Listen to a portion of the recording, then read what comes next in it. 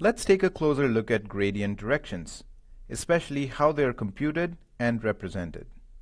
How about we use an image that has clearly defined edges at distinct angles, like this. Note that we convert the image to double type after reading and scale it down to a 0 to 1 range. This makes it easier to track down numerical issues that may crop up. It also makes it convenient to display because IMShow assumes a 0 to 1 range for double images. MATLAB and Octave have a direct way of computing image gradients. IMGradientXY is the function. It returns a pair of matrices, the first one being the gradient in x direction and the second one in the y direction. I'm pretty sure the default filter used is Sobel, but you can also mention it explicitly. Let's try to visualize the gradient images. But note that IMGradientXY does not normalize the gradient images. Therefore, we must scale them to the appropriate range. Now, why do we need to add 4 and divide by 8? To understand this, let us consider the Sobel operator, which looks like this. Now, what happens when this filter interacts with an image or an image region that is black on the left-hand side and white on the right?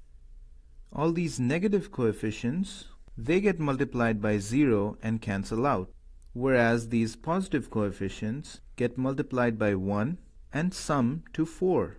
So the total response of the filter at that position would be 4. Similarly, an image region which has white on the left-hand side and black on the right-hand side would result in -4. So our gradient values are in the range -4 to +4. If we add 4 to each of these values, the range shifts to 0 to 8. Hence, dividing by 8 gives us a 0-1 range. Enough with the math. Now what does this look like? As expected, in the x gradient image, you see the vertical edges show up. Similarly, you can view the y gradient.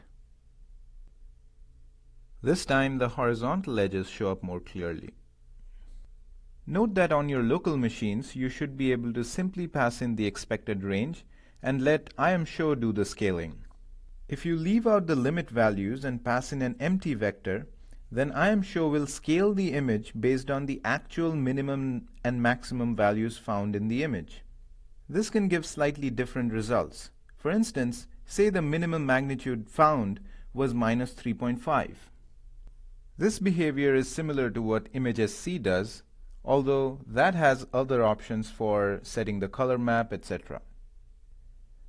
Okay, now that we have the x and y gradients, we are interested in computing the overall gradient magnitude and direction. Fortunately, there is a function to do this in one step. The magnitude returned is the Euclidean norm of the gradient in x and y directions. As we saw earlier, each of those could have an absolute value of 4. So the total magnitude values can go from 0 up to 4 times √2. And that's what we use to scale it by. This is what the gradient magnitude looks like. The edge pixels are not super bright, which kind of indicates that the edges were not as sharp. But that's okay, the edges are still distinctly visible. Remember that the gradient direction is an angle computed as the tan inverse of y by x gradient values. The result is returned in degrees ranging from -180 to +180, where 0 degree corresponds with the positive x-axis, and increasing angle rotates counterclockwise. The right edge has gradient pointing at 0 degrees. Gradient values in the plane areas of the image are undefined. Since they have to be set to some number, they're also 0, which is why you can't see the gradient values along the right edge. As I mentioned, angles go counterclockwise. So this is 45 degrees, 90, 135. Interestingly, gradient pointing to the left is at 180 degrees, which is the same as -180. And here are the other angles, for good measure.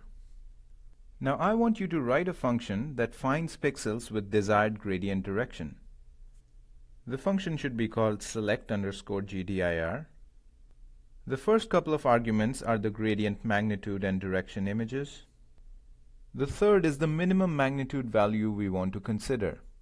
This is to filter out noisy pixels that can have random gradient directions but usually low magnitude.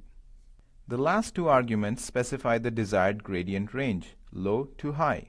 For instance, here we want to look at gradients in the 45-degree angle with a plus minus 15 margin. Note that you need to return a binary image that can be displayed with IMShow. Here's some code to get you started.